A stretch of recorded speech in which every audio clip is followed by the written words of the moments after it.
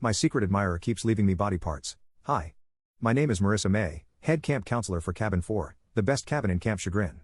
My hobbies include cooking, archery, and swim instruction. I'm here to make your camp experience the GOAT, or greatest of all time. These words hang from the door of Cabin 4, inviting all its residents to read and learn a little bit more about me, to make them feel a little more comfortable when they come to camp. The paper is old, fraying at the edges, water damaged and lightened by the sun. No one else would know how long it had been there but me. 6 years. The camp had been just a way to spend my summers to avoid being at home through my college's summer breaks, but now Cabin 4 was my cabin, my home, and this year would be my last one here. It was not a good last year either. There had been a death in the woods. Campers, probably college kids drunk on cheap beer, wandered into the woods for a piss before getting lost and probably eaten by a bear. It was a tragedy that almost prevented the camp from opening this summer. I was delighted the camp had even opened in the face of this tragedy, but a fog hung over the camp since then, both metaphorically and in a literal mist off the lake that has clung to the trees despite the sunray's desperate attempt to burn it away. Almost none of the local families sent their kids this year. Nearly all the campers were from parents out of town who probably hadn't been informed of the campers' demise. This loss of the locals has been awful for my last year. I had known some campers here for the entirety of my 6-year run, and now I would not be able to make my final goodbyes.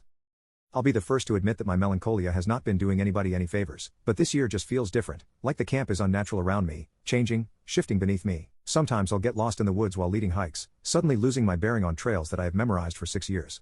I'd chalk it up to the stress of having to move on, but someone out there has been paying me especially close attention. The kids think that I have a secret admirer. Sure, I've had a number of campers develop kitty crushes on me, but this goes way beyond the expected swooning and blushing. This admirer has been breaking into my cabin to leave flowers under my pillow, tracking in dirt as they do so. They've even been leaving drawings of flowers, that kind you find in textbooks, you know. I talked to the camp owners about changing the cabin's locks. I even did a sit-down discussion with all the campers about the importance of privacy, but it hasn't gotten better. It's only gotten worse. I was now getting teeth under my pillow, even a whole fingernail once. All still things a camper could naturally lose and think it funny to put in my cabin, but I couldn't shake a feeling that there was something more behind it. I hadn't recognized it yet, but I realized now that in total all the Camp Chagrin campers had lost a total of 7 teeth over the summer, 2 less than the total I had received as nightly presents. I decided to take it into my own hands, so I called the police down. Made a whole show of it to the campers, really tried to show them how seriously I was taking this. The police paled upon seeing the flower drawings. They said they'd have to take them into evidence, asked me to go home to my parents tonight, said that they were worried about intensifying behavior, which I deemed vastly out of proportion, so I stayed. I spent last night half awake, half out of unease and half out of sheer insomnia. During the daylight it had been easy to shrug off the police's request, but now upon nightfall I began to doubt my decision. I think, deep down, I knew that something was coming. I must have fallen asleep at some point, my eyes shutting for what felt like only a moment before waking to the sound of the cabin door closing. I bolted, rushing outside in my nightgown, ready to confront the intruder. I wish I could say it wasn't human, but it was the human elements that scared me the most. The human eyes embedded into the malformed skull, now resembling more of a deer than a human. Human teeth rimming the pronounced snout. Antlers sprouted behind human ears. It was illuminated only by the flickering light of the porch, which glinted off its drooling maul.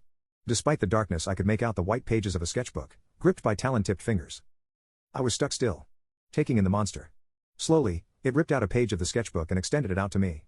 Its arm reaching unnaturally far, muscular yet sickly. It was another flower drawing, meticulously etched in flowing lines of black ink. I screamed. Its mouth tried to open to speak, perhaps seeking to soothe me.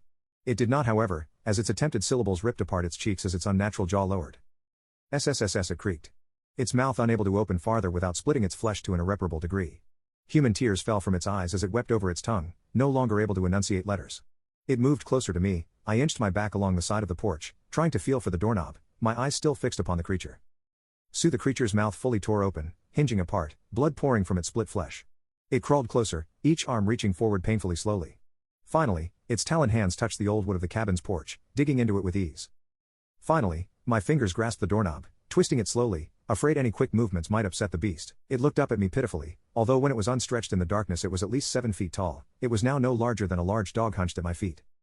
"Suri," it crooned.